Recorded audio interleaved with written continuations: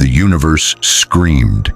Not in metaphor, not in poetry. Every sentient being across infinite Earths heard reality tear itself open, a sound like bone breaking at cosmic scale, a frequency that bypassed ears and carved itself directly into the soul. In the watchtower, alarms shrieked as dimensional barriers registered impossible readings.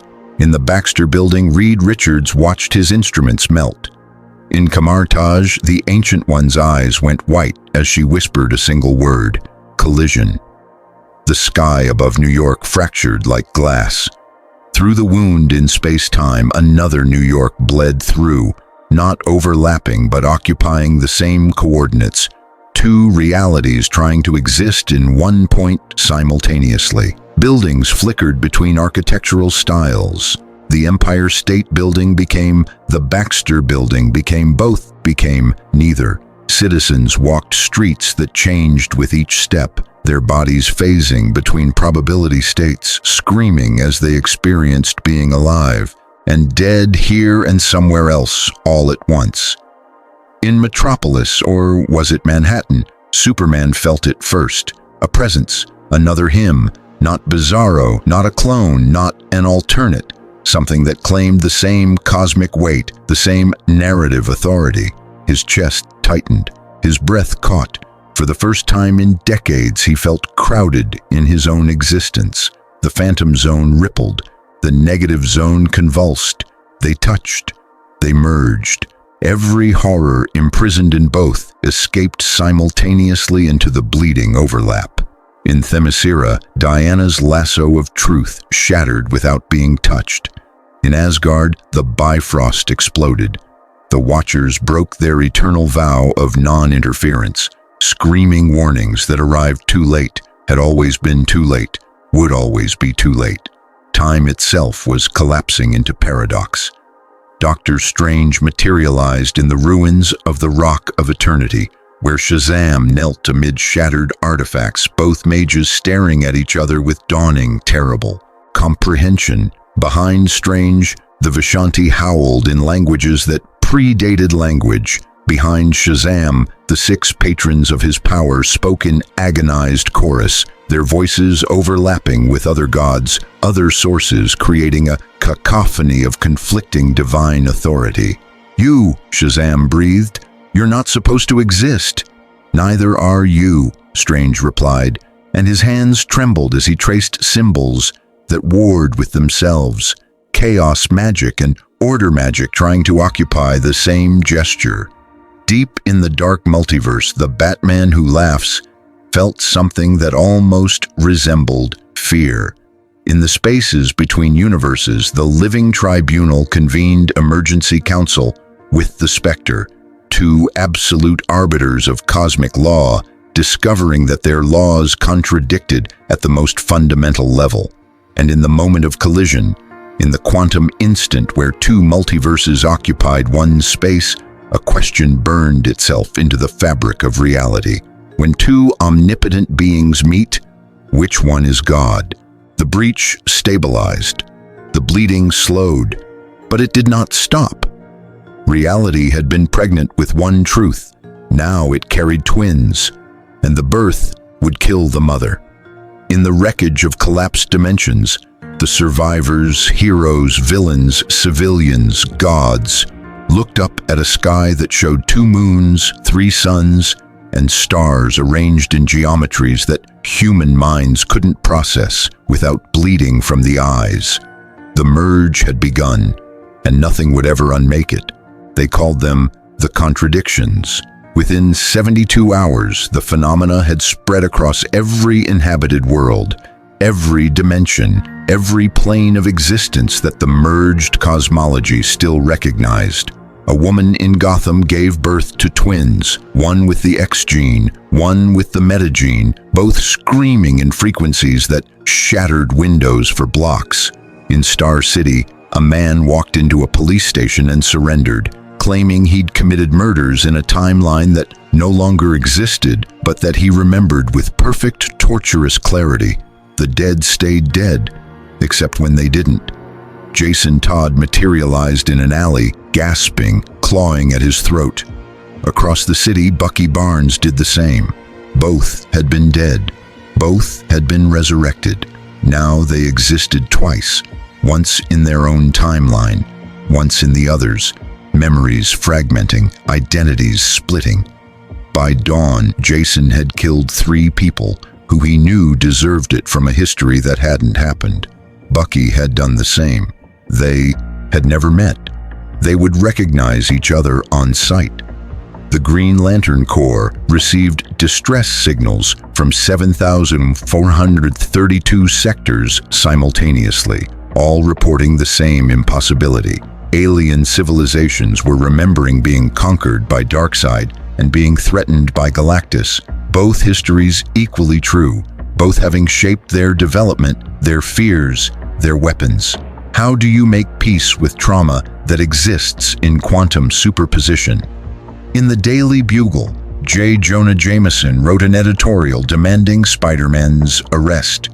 In the Daily Planet, Clark Kent received an assignment to investigate a vigilante called Spider-Man. Both papers occupied the same building. Neither staff could see the other, but they shared elevators, passed through each other like ghosts with weight, felt the presence of something else wearing their reality like ill-fitting clothes.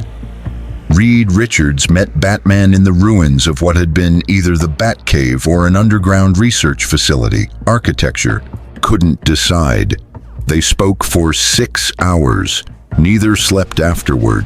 Both had reached the same conclusion. The universe wasn't accommodating 2 cosmologies, it was trying to reconcile them. And reconciliation at cosmic scale meant erasure, streamlining. One version would dominate. One would become apocrypha, myth, dream. But which and who would decide? In Washington, or was it Star City? Governments mobilized. Amanda Waller convened with Nick Fury, 2 spy masters who technically didn't share a reality but who understood perfectly the horror of what they faced. Contingency plans were drafted, assets were moved, heroes were monitored. We need them, Fury said, meaning powered beings, meaning weapons.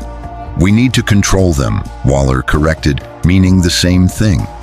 In orphanages across the merged Earth, children woke screaming about mothers named Martha and May, both dead, both alive, both reaching for them from graves that existed in different dimensions. Counselors couldn't comfort them.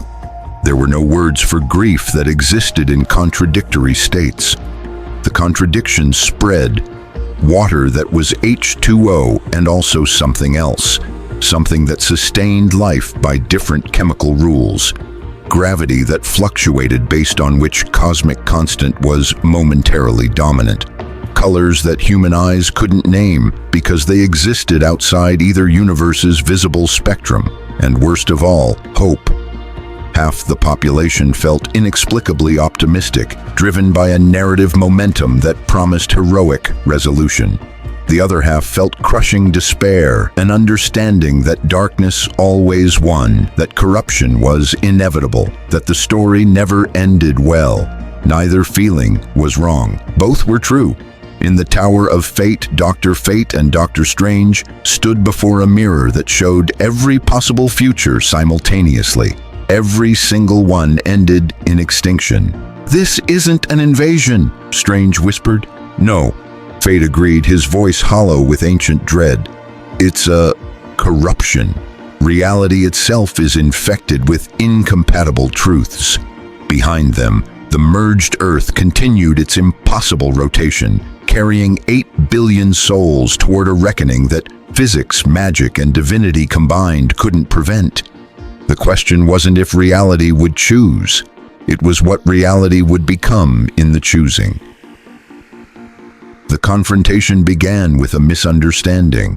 Tony Stark's satellite detected an energy signature over Metropolis. Alien, powerful, potentially hostile. His protocols activated. The Iron Legion deployed. 300 autonomous suits descended on what appeared to be an extraterrestrial threat. Superman. He'd been saving people from a collapsed building, one that existed in both realities, structurally sound in one timeline, destroyed in another, occupying both states until observation collapsed the waveform. He'd been gentle, careful, then the missiles came. The first barrage he absorbed, confused. The second he dodged, concerned. The third made him angry. He moved at speeds that turned air to plasma, disabled 17 suits in 4 seconds, crushed armor like aluminum, held back enough force to shatter continents, but still hurt people. Because Stark's operators were human, and Superman could hear their hearts, their breathing, their terror. "Stand down," he shouted, voice resonating across frequencies that shattered glass. From the sky, Thor arrived, summoned by Heimdall's warning, seeing only a being attacking human defenders. Mjolnir struck Superman in the temple. The sound was a thunderclap that deafened thousands. Superman's eyes went red. The heat vision that followed carved a canyon through downtown Metropolis. Thor barely raised his hammer in time, but the impact sent him through 4 buildings. Civilians died in the collapse. 17 confirmed. Dozens more in structural failures radiating outward. Wonder Woman arrived next, saw her counterpart's carnage, saw Thor rising bleeding, saw human casualties. She didn't ask questions. The lasso of truth was shattered, useless. She drew her sword instead. The blade that had killed Ares met Uru metal meets Kryptonian flesh. The resulting shockwave leveled 6 city blocks. Spider-Man swung into the chaos, trying to evacuate civilians, shouting for everyone to stop. A repulsor beam meant for Superman struck him instead, armor-piercing rounds designed to penetrate alien hide, tearing through enhanced human durability. Peter Parker fell 70 stories. His webbing caught him at 40. He survived. But the people in the building he'd been trying to reach didn't. The battle raged for 40 minutes. Long enough for Gotham to see the smoke. Long enough for the Fantastic Four to arrive. Long enough for the Justice League to mobilize fully. Long enough for S.H.I.E.L.D. and Argus to lock down the area and begin collateral damage assessment. When the fighting stopped, not ended, just paused from mutual exhaustion, the death toll was 247 confirmed, 600 plus injured, 12,000 displaced. Superman stood in the ruins, kryptonite-tipped arrows from Hawkeye embedded in his shoulder. Blood, his blood, impossible blood, staining rubble. Across from him, Thor leaned on Mjolnir, ribs cracked, one eye swollen shut. Wonder Woman held her sword steady despite the tremor in her arms. Iron Man's suit was shredded, his face bloodied inside the helmet. "We're on the same side," Superman said, voice hoarse. "There are no sides anymore," Batman replied, materializing from shadows, studying the Kryptonian with eyes that had already calculated 17 ways to kill him. "Only survivors and threats. You killed civilians. So did your forces." "Yes, and that's the problem." Around them, other heroes arrived. X-Men, Avengers, Justice League, Teen Titans, Young Avengers, all staring at each other with the dawning, sick realization that they were seeing themselves. Mirror images distorted by different mythologies, different rules, different definitions of heroism. In New York, or was it Metropolis, the smoke rose like offerings to gods who couldn't hear prayers anymore because they were too busy screaming at their own reflections. This wasn't war, not yet, but first blood had been drawn. And in a universe already hemorrhaging reality, blood was infection, was corruption, was proof that when heroes meet, civilians die. The cameras captured everything. By nightfall, the footage had spread worldwide. By morning, the debates would begin. Which heroes were real? Which were the invaders? But in the ruins, surrounded by body bags and broken concrete, the heroes understood something the civilians didn't yet grasp. Neither side was invading. They were both trying to exist. And existence itself had become an act of violence. The cosmic entities convened in the spaces between spaces, where reality was negotiable and perspective itself bent light. The present sat across from the one above all, two beings of supposedly supreme authority, each claiming omnipotence, each discovering that omnipotence divided by two equals something terrifyingly finite. Between them, the table, if it could be called a table, was made of collapsed probability. Every word they spoke rewrote sections of causality.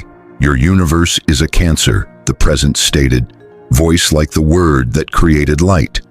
Yours is the corruption, the one above all responded, each syllable a big bang in miniature. They couldn't both be right. They couldn't both be God. But they were. Below, in the merged reality, their argument manifested as catastrophe. In Kansas, a cornfield existed and didn't exist simultaneously. Farmers trying to harvest found their hands passing through crops that were simultaneously ripe and rotted, present and erased. The timeline couldn't reconcile. By nightfall, the entire county had become a probability desert, a space where quantum uncertainty had become environmental law. Objects existed in superposition. People aged backwards and forwards simultaneously. Children were born as elderly corpses. The guardians of Oa convened emergency session with the Celestials, two ancient races that predated most galactic civilizations, each claiming to have seeded life itself, each discovering that their seeds had sprouted in the same soil. The Celestials' judgment protocols conflicted with the Guardians' law. When both tried to assert authority over a disputed world, the planet simply ceased existing. Removed from space-time like a word erased from history, 7 billion inhabitants gone, not dead, unmade, never was. The heroes didn't learn about it for weeks. By then, 20 more worlds had followed. In the negative zone, phantom zone hybrid dimension, imprisoned beings began to merge. Mongol and Annihilus became a single entity screaming through mouths that existed in different octaves of reality. Their rage leaked through dimensional barriers, manifesting as spontaneous combustion in major cities. Thousands burned. Fire departments couldn't respond. The flames existed in states that water couldn't affect because the physics kept shifting. Dr. Manhattan materialized in the Watcher's observatory. Two beings of cosmic awareness, both trying to observe the same events, creating an observer paradox that shattered cause and effect in a light-year radius. Stars aged and died, then unaged. Civilizations rose and fell in seconds, experienced their entire history, then blinked back to primordial soup. We're killing reality by existing simultaneously, Manhattan observed. I have sworn never to interfere, the Watcher replied. So have I. But non-interference is still a choice, and choice itself is collapsing the waveform. In Asgard Olympus, the realms had merged, mythologies crushing. Together like tectonic plates, Zeus and Odin met for the first time. Two all-fathers, two supreme authorities of divine hierarchy. When they shook hands, the resulting power surge killed every demigod in a 1,000-mile radius. Thor collapsed mid-flight. Wonder Woman's blood began boiling in her veins. Hercules screamed as his immortality tried to exist in two separate magical frameworks simultaneously. The death toll stopped being countable. Apocalypse and Darkseid felt each other's presence across dimensions and knew immediately what they had to do. Two forces of entropy, two inevitabilities of conquest. They began moving toward collision. Their armies marched, and where they passed, reality simply surrendered, becoming wasteland, becoming nothing, becoming void that didn't even have the courtesy to remain void, but flickered between states of annihilation. Superman flew to the edge of the solar system, trying to find clean space that hadn't been corrupted by competing cosmic laws. He found none. Even the sun was flickering yellow, then blue, then a color that didn't exist, shifting through states of fusion that rewrote the periodic table every few minutes. When he returned to Earth, his powers were different. Wrong. He could hear thoughts he shouldn't hear, see colors that weren't real, lift weights that defied mass because mass itself had become contextual. "I don't know what In replied, staring at scans that showed Bruce Wayne and Tony Stark occupying the same genetic lineage. Both Hister am anymore," he told Batman, voice breaking. "None of us do. Batmay's true, both impossible, both fighting for narrative dominance in the same body." The revelation was simple and absolute. Power at cosmic scale was incompatible with itself. Two omnipotences couldn't coexist, and the war to determine which one would survive had already begun. The new gods descended from Apocalypse and New Genesis simultaneously, their arrival tearing fresh wounds in already hemorrhaging reality. Darkseid's parademons blackened skies that flickered between three different wavelengths of darkness. Highfather's forces followed, bringing order that conflicted with existing natural law, creating zones where gravity worked backwards and light traveled in spirals. In boardrooms stretching from LexCorp to Oscorp, corporate interests saw opportunity. Norman Osborn shook hands with Lex Luthor, two men who'd never met but recognized each other's hunger instantly. Within hours, they'd mobilized private military forces, seized collapsed government assets, begun harvesting the contradictions for profit. Reality distortion became weaponizable. Probability fluctuation became commodity. "There's always money in Apocalypse," Luthor said, smiling that smile. "The question is, who's left to spend it?" Osborn replied. They didn't care about the answer. The churches mobilized next. The Vatican declared the merge a test of faith, a crucible sent by God. But which God? The fracture in dogma spread like pandemic. Priests who believed in the presence's supremacy went to war with those who'd glimpsed the one above all. Mosques, temples, synagogues, every faith tradition discovered they had to choose which cosmic hierarchy to recognize. Millions died in the first week of theological purges. In Latveria, Dr. Doom sealed his borders completely, creating a localized reality bubble where only one set of cosmic laws applied, his own. Inside those walls, physics was negotiable, magic was absolute, and Doom was the only omnipotent being who mattered. Refugees flooded toward Latveria by the millions. Most didn't survive the barrier crossing. Those who did became subjects of a god-king who at least provided certainty. Amanda Waller and Nick Fury formed an alliance that nobody voted for and everybody needed. The Suicide Squad merged with the Thunderbolts. Captured metas and mutants became ammunition. Expendable assets deployed to probability deserts and dimensional wounds. Their orders were simple. Stabilize reality by any means necessary. By any means included atrocities that neither Waller nor Fury would ever speak of publicly. Task Force X-1 was sent into a contested zone where competing timelines overlapped. 17 members. None returned, but the timeline stabilized. 3 million people woke up with only one history instead of two. They didn't know what they'd lost. That was the point.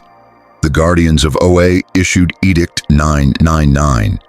Any being demonstrating reality-warping abilities was to be detained immediately. The Corps became hunters. Green Lanterns pursued Scarlet Witch. Franklin Richards, Mr. Mxyzptlk, all beings whose power threatened the structural integrity of space-time. It was containment, it was self-defense, it was sanctioned genocide. Hal Jordan stood over Carol Ferris's body, ring still glowing, and couldn't remember if he'd killed her or if she'd simply ceased existing when her timeline was deprioritized. The ring said he'd done his duty. His heart said he'd committed murder. Both were true. In the depths of the oceans, Aquaman and Namor met and immediately understood They were the same person in different contexts. They led their kingdoms to merge or die. Atlantis became something new that remembered being both and neither. The resulting power block controlled 70% of Earth's surface. They declared neutrality. They fortified. They prepared for the day when the surface world's chaos would reach the depths. That day was coming. Everyone knew it. The X-Men held council in what remained of the Xavier Institute. Jean Grey's telepathy was fractured, receiving thoughts from minds that existed in superposition. "They're planning to eliminate us," she said, meaning everyone, governments, cosmic entities, reality itself. "They always were," Magneto replied, older now, tired but still magnetic enough to feel the fundamental forces of the universe tearing themselves apart. "The question is whether we let them." The vote wasn't close. The Brotherhood reformed. The Mutant Liberation Front mobilized. And for the first time in history, humans had bigger problems than mutant rights. By the time the authorities had finished responding, containment had become oppression. Oppression had become slaughter, and slaughter had become policy. The merge wasn't an invasion to be repelled. It was a catastrophe to be managed. And management always required sacrifice. The question remaining was simple and terrible. Who gets to decide who's sacrificed? And what happens when the sacrificed decide to fight back? The philosophy began in underground clubs, where beings from both realities gathered to trade stories, memories, histories that couldn't coexist but did. A Kryptonian and a mutant drinking together, comparing notes on alienation, genocide, survival. An Amazon and an Asgardian discussing what it means when your gods are real and petty and disappointed. "Your universe believes in hope," Jean Grey said to Superman in one such gathering, her voice carrying the weight of countless deaths. "Mine believes hope is a lie we tell ourselves to justify continuing." "And yet you continue," Superman replied softly. "So do you. That's the problem. We're both right. We're both doomed. We're both too stubborn to surrender." The conversation spread, became manifestos, became movements. The hopefuls coalesced around Superman, Wonder Woman, Captain America, figures who believed that righteousness and compassion could survive any catastrophe. They preached perseverance, unity, the essential goodness of sentient beings when faced with existential threat. The realists gathered around Batman, Wolverine, Punisher, those who'd seen the depths humanity could sink to and knew that survival demanded pragmatism that looked like cruelty from the outside. They argued that hope without action was delusion, that mercy shown to the guilty was cruelty to the innocent, that in a universe actively trying to kill you, you killed it first. Between them, the casualties mounted. The ideological split wasn't clean. Reed Richards, scientific optimist, found himself agreeing with Batman's contingency plans. Wonder Woman, warrior trained, found herself drawn to Wolverine's understanding that sometimes healing required amputation. Dr. Doom saw the hopefuls as useful idiots. Magneto saw the realists as wannabe oppressors who'd become what they fought. In a safe house in Berlin, or was it Bluthaven, the argument crystallized. "You want to preserve both realities," Batman said to Strange and Captain America. "Impossible. One has to be subordinate or both collapse completely."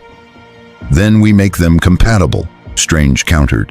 "Magic exists in both cosmologies. We bridge the gap." "Magic is why they're incompatible," Batman replied, pulling up holographic data that showed magical frameworks contradicting at fundamental levels. "Your Vishanti and our chaos, your Phoenix Force and our emotional spectrum, they're competing systems trying to define the same phenomena. They can't coexist." "So you're proposing what exactly?" Steve Rogers asked, already knowing the answer, already dreading it. "Triage. We save what we can. Accept that billions will be lost. choose which reality gets priority based on efficiency, utility, survivability. You're talking about genocide. I'm talking about mathematics. 7 billion dead or 70 billion. Choose. I don't accept that calculus.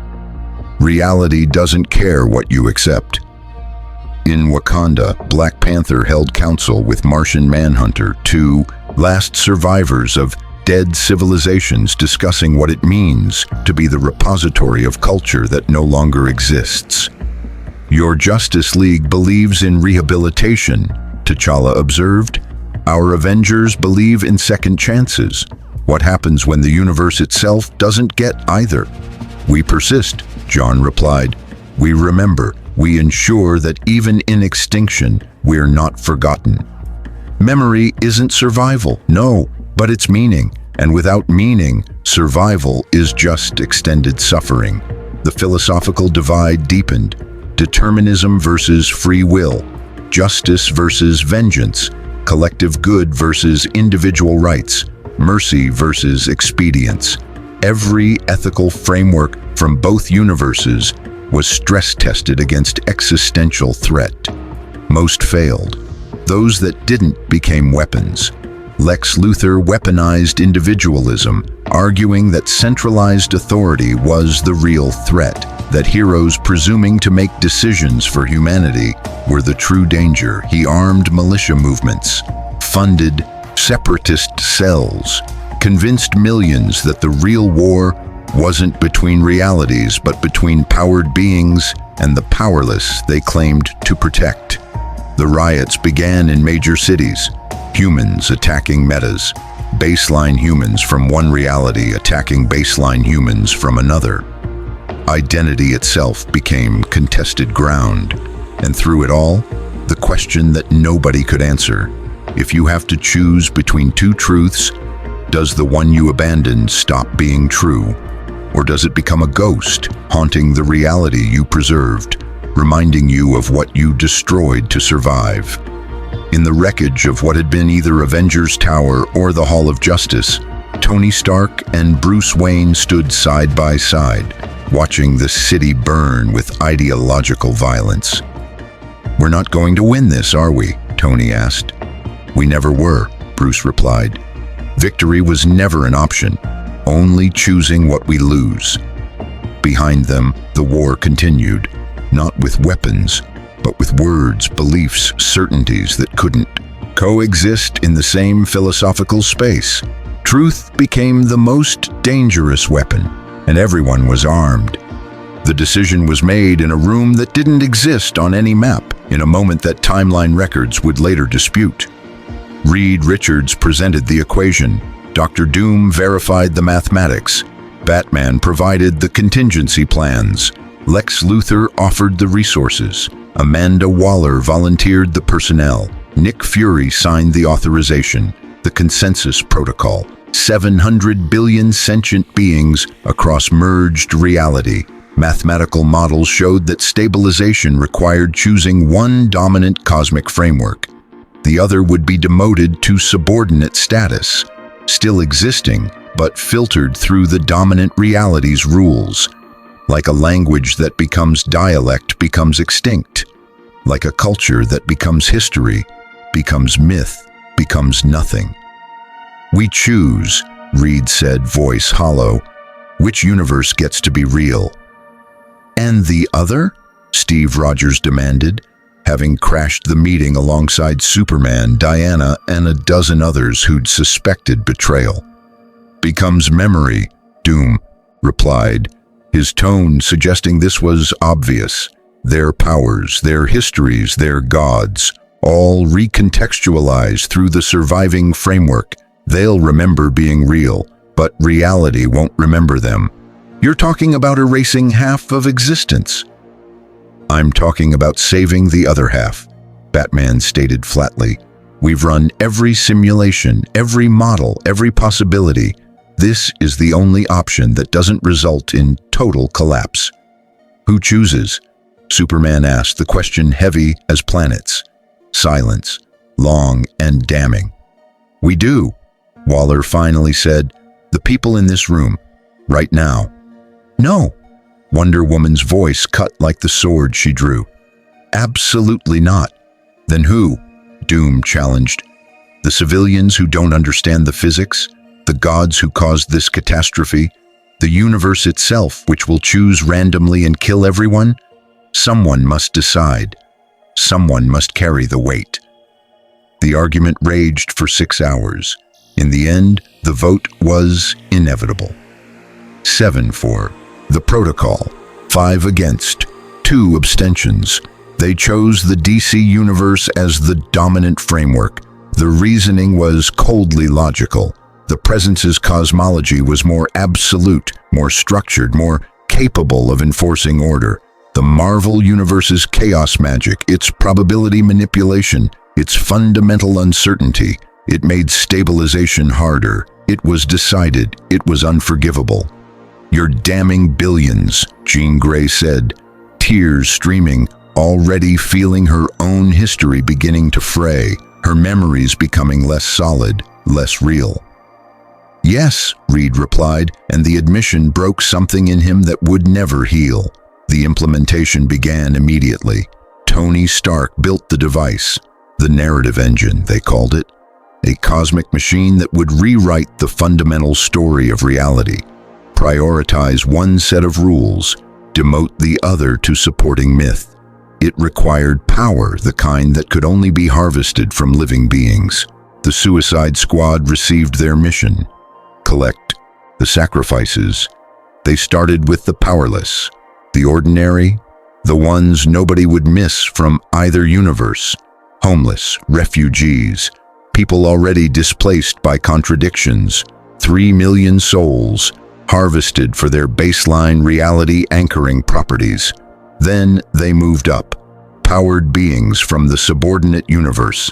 The X-Men hunted their own kind, told themselves it was mercy, that being erased was better than slowly fading.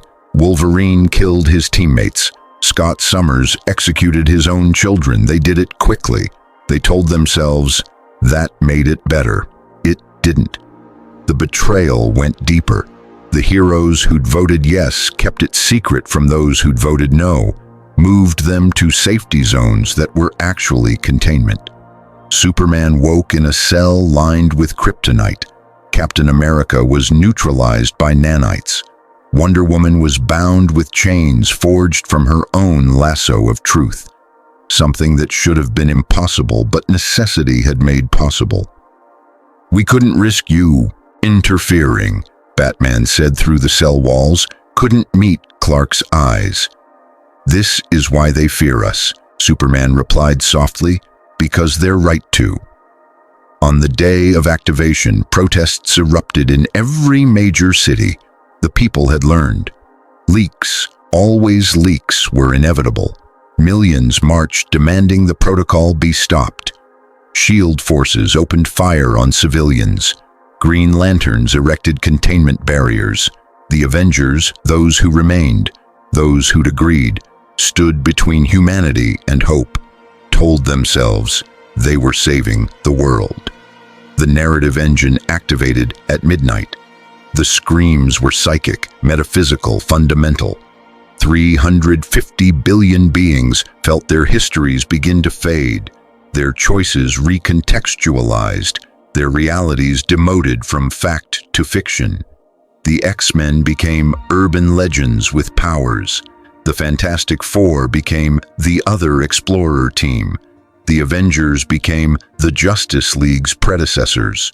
Their stories remained but lost weight, lost reality, lost the absolute truth that made them real. When dawn came, the universe had stabilized. Half of existence had been relegated to mythology, and the people who'd made it happen had become something worse than villains. They'd become necessary. The world that remained was functional, stable, wrong. Cities no longer flickered between architectural styles. Physics stayed consistent. People aged in only one direction. The contradictions stopped. Reality held. And in the holding, something essential had been amputated. The survivors remembered. That was the cruelty of it. The subordinated universe's inhabitants retained their memories of being primary, of having mattered fully, of being real.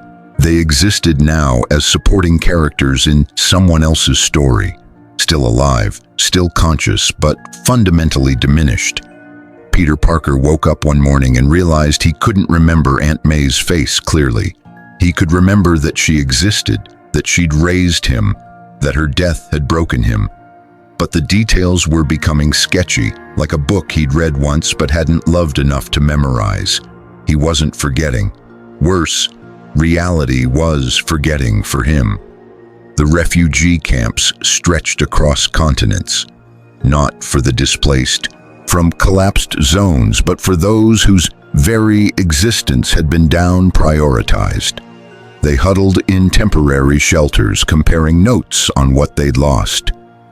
"I had a daughter," one woman said. "I remember her name. I remember holding her. But when I try to call her, the number doesn't exist. She's still alive somewhere, but we don't share a reality anymore." "I was a hero," a man said, costume tattered, powers flickering inconsistently. "Saved millions. Now I can't remember who I saved or from what. Just the feeling of mattering, and that's fading too." In Metropolis, mass graves stretched beyond sight. The 3 million sacrificed to power the narrative engine. The billions more who'd simply ceased maintaining narrative coherence and had faded like photographs in sunlight. They'd existed. Then reality had decided they were too expensive to maintain and had erased them from the budget. Superman stood at one such grave. Couldn't cry, couldn't scream, could only stand and witness. Because witnessing was the least he owed them. Batman found him there at dawn, neither speaking for an hour. "We saved the world," Bruce finally said. "We saved a world," Clark corrected, "and murdered another in the process." "I know. That's supposed to make it better." "No, just true." The economies collapsed. How do you maintain global trade when half your trading partners remember different histories, different agreements, different debts? Currencies from the subordinated reality became worthless overnight. Companies that had existed for decades found their contracts legally unenforceable because the legal frameworks they'd operated under no longer had primary status. Starvation followed, not because there wasn't food, but because distribution networks had fractured along reality priority lines. Entire agricultural regions found their crops deprioritized, still growing, still nutritious, but no longer registering as real enough to trigger supply chain responses. 13 billion people starved in the first 6 months. In the wastelands where probability deserts had been, the land itself rebelled. Reality-resistant zones formed where the narrative engine's influence hadn't penetrated completely. Wild zones where both cosmic frameworks still competed, where you could be in Kansas and on Krypton simultaneously, where your body aged backwards while your mind aged forward, where your children were born remembering their own deaths. Nobody went into the wastelands voluntarily. Millions fled there anyway, choosing uncertainty over subordination. The governments, those that remained, instituted reality verification protocols, papers proving which universe you primarily belonged to. Checkpoints, walls, separate facilities for primary reality citizens and subordinate reality refugees. It wasn't apartheid, they said. It was necessary resource allocation in a time of scarcity. It was apartheid. They knew. They built the walls higher. Tony Stark stopped, sleeping. Developed dependencies on substances he'd sworn he'd never touch again. Built suits of armor that did nothing but exist as shells he could hide in. Physical manifestations of emotional barriers he couldn't maintain internally. "I saved them," he'd mutter to bottles of scotch that never emptied fast enough. "I saved them. I saved them. I saved them." Nobody believed him. He didn't believe himself. Reed Richards retreated to his lab. stopped interacting with the Fantastic Four, couldn't face Sue's eyes that still loved him but couldn't forgive him. He ran the calculations again and again, searching for the error, the variable he'd missed, the equation that would prove he'd been wrong. The math was perfect every time. That made it worse. In Themyscira, Diana trained warriors for a war that couldn't come, because war required hope that victory was possible, and hope was the first casualty of triage. The Amazons trained anyway, because training was purpose, and purpose was the only thing keeping them from acknowledging what they'd become. Monuments arose in major cities, memorials to the sacrificed, the fated, the demoted. Billions of names that fewer and fewer people could read, because memory itself was being recontextualized. Within a generation, would anyone remember what had been lost? Within 2, the universe had been saved, and everyone who remained wished they'd been among the unsaved. The presence and the one above all met in the space outside creation, where perspective was optional and causality was negotiable. They'd been circling each other for months. 2 apex predators that had discovered the territory couldn't support them both. The narrative engine hadn't resolved their conflict. It had only forced them to confront it directly. One would remain supreme. One would be subordinated. Gods couldn't coexist in democracy. "You do not belong here," the present stated, voice carrying the weight of creation itself. "I exist," the one above all replied. "Existence is my purpose and my proof. You cannot erase me without unmaking the fundamental truth that being precedes essence. I can reshape essence to exclude your being. Try." The battle began before it began, had always been happening, would never stop happening. They fought across dimensions, through time, with weapons that were concepts and armies that were philosophies. Every blow rewrote sections of history. Every parry collapsed probability streams. Billions died with each exchange, born and unborn simultaneously, as causality fractured under the weight of their conflict. On Earth, the sky opened, not metaphorically. Reality itself tore as 2 omnipotent beings tried to occupy the same supreme position, creating a wound in existence through which the raw chaos of uncreation poured. The heroes mobilized. What remained of them? What could still fight? Superman flew toward the breach and was annihilated instantly, his body scattered across timelines, existing in superposition between life and death, and never was. He reformed through sheer force of will, grabbed the edges of the wound, tried to pull reality closed with his bare hands. It didn't work. It was never going to work. But he tried anyway, because that's what Kal-El did. Thor and Shazam combined their power, called down lightning that could kill gods, channeled it into the breach. The energy was absorbed, metabolized, reflected back as entropy that aged both warriors 1,000 years in seconds. They persevered, graying, withering, dying on their feet because retreat wasn't in their nature. Dr. Strange and Dr. Fate wove spells of binding, attempting to contain the combat to a single dimension, a single reality, something that wouldn't destroy all of existence. The effort burned them from within, magical cancer consuming flesh as they channeled forces designed to operate at cosmic scale through fragile human vessels. They held for 7 minutes. In Latveria, Doom watched through sensors, calculating, understanding what was required. The only way to end this was to make a choice. The gods couldn't make themselves. To impose mortality on immortality, to force cessation on that which cannot cease. He began assembling the device. The God Killer, not a weapon but a concept, a philosophical argument made manifest. That existence itself was provisional, that even omnipotence could be revoked, that sovereignty was granted by the story, and stories could be ended. Building it required sacrifice. Doom knew this, had always known. "Goodbye, Richards," he transmitted. "I hope your mathematics comfort you in whatever comes next." The God Killer activated. The presence and one above all felt it simultaneously. A null zone expanding from Earth, a space where divine authority simply stopped functioning. They were still powerful within it, still cosmic, but no longer absolute, no longer infinite. They became finite, and in finitude, they could bleed. The battle shifted, became something recognizable. Two incredibly powerful beings fighting for dominance, yes, but fighting in a context where dominance was achievable, where victory was possible, where death was real. They destroyed 6 planets in the fighting, collapsed 2 dimensions, killed 18 billion beings just from the shockwaves.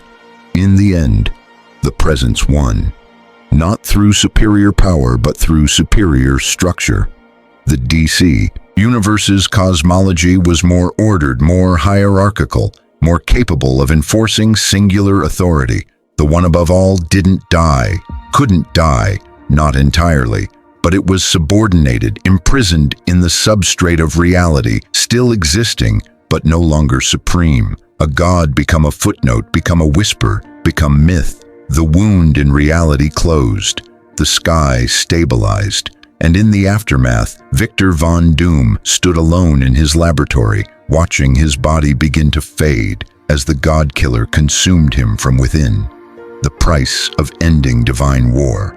The cost of imposing limits on the limitless.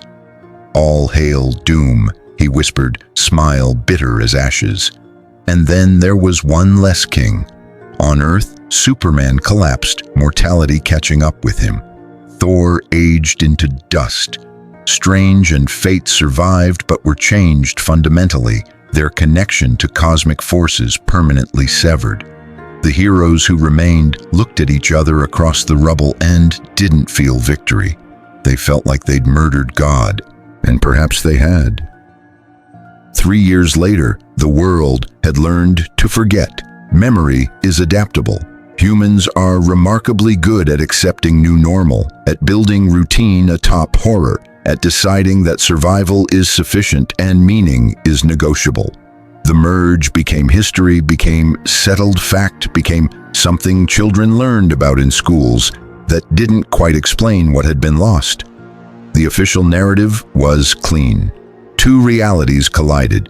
Heroes sacrificed to prevent total collapse. The universe stabilized. Democracy prevailed. Truth and justice endured. The unofficial narrative, the one whispered in bars where former heroes drank themselves toward oblivion, was messier. 2 realities collided. Some people decided they got to choose who lived. Billions died. The universe stabilized into tyranny dressed as necessity, and the people who made it happen were called heroes because the alternative was calling them what they actually were. Clark Kent worked as a journalist now. No cape, no powers. The God Killer's null zone had burned them away, left him merely super instead of supreme. He wrote articles about reconstruction, about healing, about moving forward. He didn't write about the nightmares, about the 3 million he could still hear screaming in the narrative engine, about how their deaths powered his survival, about how every breath he took was purchased with someone else's existence. Tony Stark disappeared, last seen heading toward a wasteland, tools in hand, muttering about debt and payment and things that couldn't be fixed but had to be tried anyway. Pepper received one message: "I'm going to die saving people. It won't be enough. It's all I have left." His body was never found. Bruce Wayne funded the memorials. Every city, every continent, billions of names. He hired people to maintain them, to record oral histories, to preserve what remained of the subordinated realities culture. It was apology as architecture. It was guilt as urban planning. It wasn't forgiveness. Nothing would be. Reed Richards worked with what remained of the X-Men, trying to reverse the subordination protocol. The math was impossible. The energy requirements would destroy more than it saved. He worked anyway, Sue visited sometimes. They didn't speak much. In the wastelands, communities formed. People who rejected the new order, who preferred chaos to subordination, who remembered being real and refused to accept mythology as compromise. They built societies on shifting ground, learned to live with contradiction, created cultures that celebrated uncertainty over security. They were dying, slowly. Reality still pressure cooked them toward conformity, but they resisted. That meant something. Maybe. The cosmic entities that remained established new protocols. The endless adjusted. The new gods adapted. The celestials retreated to deep space. Everyone pretended the one above all had never existed. History was edited, records adjusted, memory made malleable. Within a generation, it would be as if Marvel's cosmology had always been subordinate, always been lesser, always been the B-plot to DC's main narrative. That was the plan. It was working. In a small apartment in Gotham, Peter Parker tried to remember Mary Jane's laugh. He knew intellectually that they'd been married. The records confirmed it, but he couldn't feel it anymore. Couldn't conjure the emotion of loving her. It was like reading about someone else's life. He was forgetting himself. Not his name or history, but his realness, his mattering, his weight in the story. In another 10 years, he'd be completely assimilated, a footnote in Spider-Man mythology. A version that once existed but doesn't anymore. A dream someone had about what heroes could be if the universe were different. On the anniversary of the merge, ceremonies were held worldwide. Moments of silence, speeches about sacrifice and necessity, pledges to never forget. They were already forgetting. Everyone knew it. That was the mercy. In her apartment, Diana received a letter. No return address. Unmistakably Steve Rogers' handwriting. We saved the world. We damned our souls. History will call us heroes. God knows what we are. I hope you're doing better than I am. I hope someone is. She burned the letter. Couldn't risk it being found. Couldn't risk the truth contaminating the narrative. The new order was stable, functional, real in a way that subordinated alternatives weren't. And every night, the survivors dreamed of the other choice, the one not taken, the reality where they'd chosen differently, been braver, been better, been something other than the architects of genocide. In those dreams, 3 million souls still screamed. In the waking world, the screaming had stopped. That was supposed to be progress. That was supposed to be victory. And in the spaces between spaces, in the substrate of reality where the one above all waited in subordinated darkness, a whisper echoed, "This isn't over. This will never be over, because stories don't end. They just wait for someone to tell them again." The universe rotated, time moved forward, civilization rebuilt, and in the bedrock of existence, the seeds of the next catastrophe had already been planted.